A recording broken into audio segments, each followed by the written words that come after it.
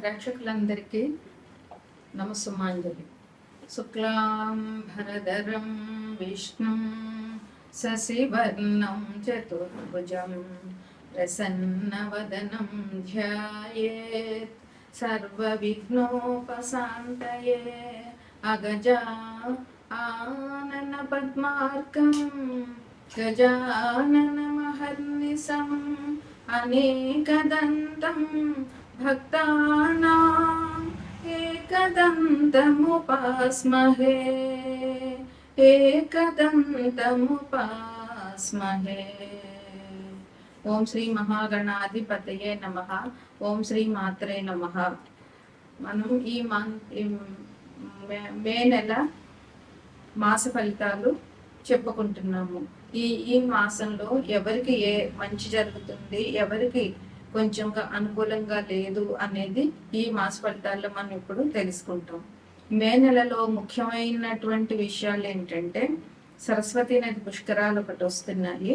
అట్లాగే హనుమ జయంతి. అంటే తెలంగాణలో హనుమ జయంతి ఆల్రెడీ చైత్ర పౌర్ణమికి అయిపోతుంది, కానీ ఆంధ్ర సైడు హనుమ జయంతి మే 22న ఉన్నది. అలాగే ఈ వ్యవసాయానికి సంబంధించి అయితే డొల్లు కర్తరి, నిజ కర్తరి ఈ మే నెలలో జరుగుతాయి. అది ఎట్లాగంటే 4/5/2025న డొల్లు కర్తరి ఉంటుంది. అట్లాగే 11/5/2025 నుంచి 28/5/2025 వరకు నిజ కర్తరి ఉంటుంది. ఈ మే నెలంతా మనకి విపరీతమైన ఎండలు ఉండే అవకాశం అందరికీ అనుభవమే. తదుపరి రాశి వృషభ రాశి. వృషభ రాశిలో కృత్తిక 2, 3, 4 పాదాలు, రోహిణి 1, 2, 3, 4 పాదాలు, మృగశిర 1, 2 పాదాలు ఉంటాయి. వృషభ రాశి ద్వాదశ రాశుల్లో ద్వితీయ రాశి. ఈ వృషభ రాశిలో ప్రస్తుతం వృషభాన్ని లగ్నంగా తీసుకుంటే వృషభ రాశిలో గురువు స్థితి పొందిన్నారు, కర్కాటకంలో కుజుడు స్థితి పొందిన్నారు, కన్యలో కేతువు స్థితి పొందిన్నారు. తర్వాత మీనరాశిలో శని, బుధుడు, గురువు, రాహువు ఉన్నారు. మేషరాశిలో రవి ఉన్నారు. అంటే వృషభ రాశికి వ్యయంలో రవి ఉన్నారు, వృషభ రాశి లగ్నంలో గురువు ఉన్నారు. ఈ గురువు ఈ నెల మే నెల 15వ తారీఖు వరకు లగ్నంలో ఉంటారు. తర్వాత వృషభ రాశి నుంచి మిథున రాశికి మారుతారు. అందువల్ల మనకి ఈ సంవత్సరంలో సరస్వతీ నది పుష్కరాలు ఉంటాయి. 15వ తారీఖు నుంచి 26వ తారీఖు వరకు సరస్వతీ నది పుష్కరాలు ఉంటాయి. అలాగే మే 22వ తారీఖున హనుమ జయంతి. హనుమ జయంతి తెలంగాణ ప్రజలకి మొన్న చైత్ర పౌర్ణమి నాడు హనుమ జయంతి జరిగిపోయింది. అయితే ఆంధ్ర సైడ్ హనుమ జయంతి మే 22న జరుగుతుంది. అట్లాగే ఇంకా రాశుల గ్రహాల మార్పులు ఏమంటే రవి మేషరాశి నుంచి వృషభ రాశికి 15వ తారీఖున మారుతారు. అట్లాగే గురువు వృషభ రాశి నుంచి మిథున రాశికి 15వ తారీఖున మారుతారు.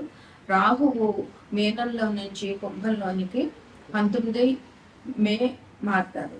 ఇంకా వ్యవసాయానికి సంబంధించి డొల్లు కత్తరి 4/5/25 నాడు జరుగుతుంది. అలాగే 11/5/25 నుంచి 28/5/25 వరకు నిజ కత్తరి ఉంటుంది.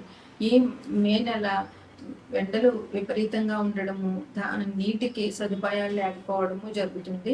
అందువల్ల వ్యవసాయదారులు అందరూ కూడా నీటికి సంబంధించిన ప్రత్యామ్నాయాలు చేసుకోవాల్సిన అవసరం చాలా ఉంటుంది. ఇక వృషభ రాశి వారికి ఈ కాలం యోగదాయకం అనే చెప్పాలి. విద్యార్థులు ఎగ్జామ్ పరీక్షలు బాగా రాస్తారు. అట్లాగే పరీక్షలు కాంపిటేటివ్ ఎగ్జామ్స్ కూడా వాళ్ళు బాగానే రాస్తారు.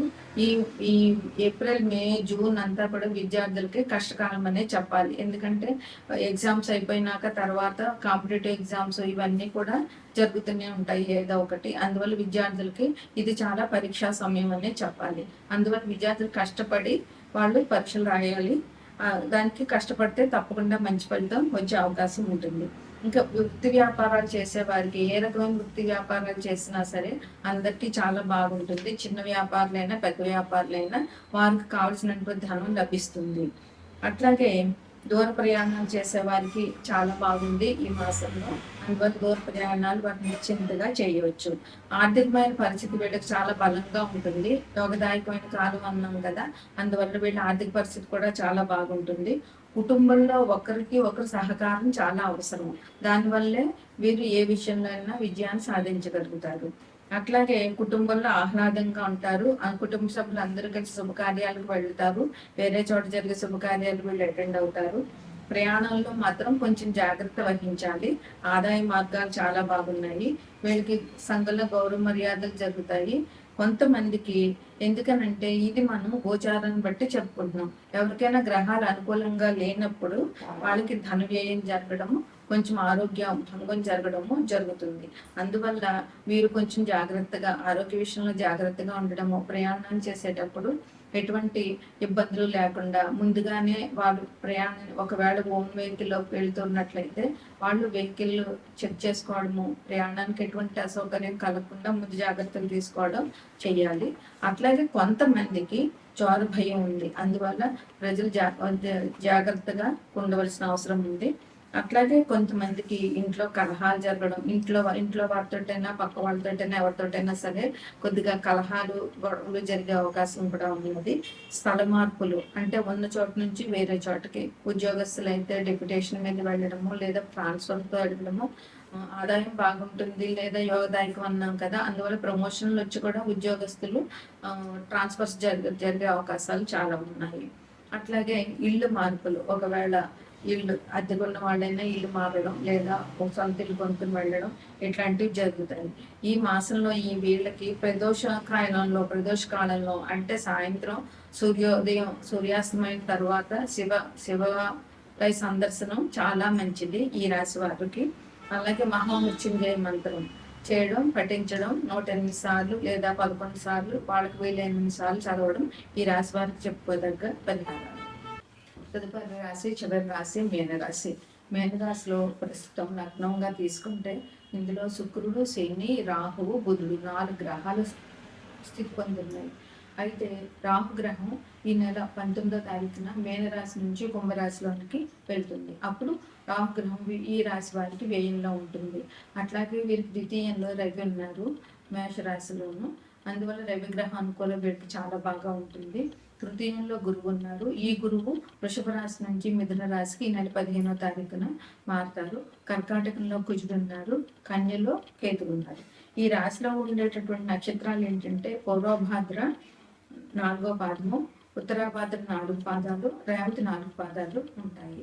ఈ రాశి వారికి గ్రహాల మార్పు ఎట్లా ఉందంటే రాహు మీనంలోంచి కుంభంలోనికి, రవి మేషం నుంచి వృషభంలోనికి, గురువు వృషభం నుంచి మిథునంలోనికి మారుతారు.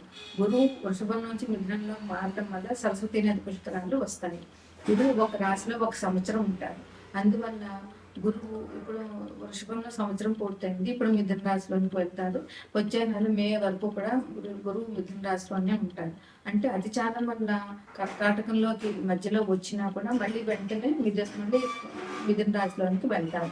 ఈ అతిచారం అతిచారం ఏ గ్రహం అతిచారం అంతా మంచి ఫలితాన్ని ఇవ్వదు. అందువల్ల ఈ రాశి వారికి గురువు అనుకూలత బాగానే ఉంటుందని చెప్పవచ్చు. ఇంకా విషయం ఏంటంటే గురువు 12 సంవత్సరాలు ఒక రాశిలో ఉండడం వల్ల 12 రాశులు మారాలంటే 12 సంవత్సరాలు పడుతుంది.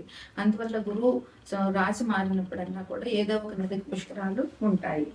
ఇంకా వ్యవసాయదారులకు చెప్పాలని అంటే 4వ తారీఖున డొల్లుకర్తలు ఉంది. 11 నుంచి 28 వరకు నిజకర్తలు ఉంది. అందువల్ల నీటికి సంబంధించినటువంటి సమస్యలు వ్యవసాయదారులకు బాగా వచ్చే అవకాశం చాలా ఉంది.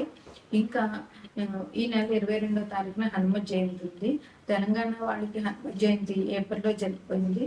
కానీ ఈ రాశి వాళ్ళకి ఆంధ్ర వాళ్ళకి మాత్రం హనుమత్ జయంతి ఈ నెల 22న ఉంటుంది. ఈ రాశి వాళ్ళకి చాలా యోగకాలం అని చెప్పవచ్చు. బుధ శుక్రుల అనుకూలంగా ఉండడం వల్ల ఆదాయం చాలా బాగుంటుంది. సాహసోపేతమైనటువంటి నిర్ణయాలు తీసుకుంటారు. వీరికి దూర ప్రయాణాలు కలిసి వస్తాయి. సభలు సమావేశాలకి అటెండ్ అవుతారు. ఆర్థిక పరిస్థితి కూడా చాలా బాగుంటుంది. ఆర్థిక పరిస్థితి బాగుంటే సగం సమస్యలు తీరిపోయినట్లే. అట్లాగే స్నేహితుల ఇంట్లో జరిగేటట్టు శుభకార్యాలకు వీళ్ళు అటెండ్ అవుతారు. వీళ్ళ ఇంట్లో కూడా వీళ్ళు శుభకార్యాలు చేసే అవకాశం చాలా ఉంటుంది. వృత్తి వ్యాపారాలు చేసే వాళ్ళకి చాలా బాగుంటుంది. వ్యాపారస్తులందరికీ కూడా చాలా అనుకూలంగా ఉంటుంది. ఏ రకమైన వృత్తి చేసే వాళ్ళైనా కూడా చాలా అనుకూలంగా ఉంటుంది. వీరు ఉన్నతమైనటువంటి స్థితికి ఎదిగే అవకాశం ఉంది. ఈ రాశి వాళ్ళకి ఈ నెల చాలా చాలా ఆనందంగా గడిగేటటువంటి అవకాశం ఉంది. వీళ్ళు అంకిత భావంతో పనిచేయడం వల్ల అధికారులు మెప్పు పొందుతారు.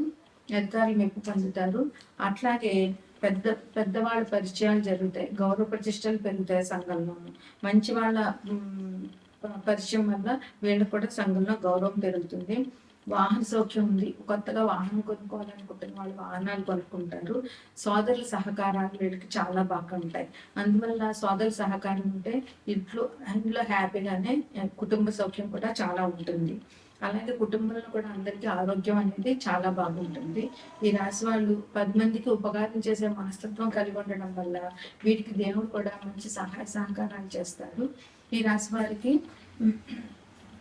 పంచముఖ ఆంజనేయ స్వామి దర్శనము, హనుమాన్ చాలీసా పఠనము ఈ రాశి వారికి చెప్పుకోదగినటువంటి పరిహారాలుగా చెప్పవచ్చు.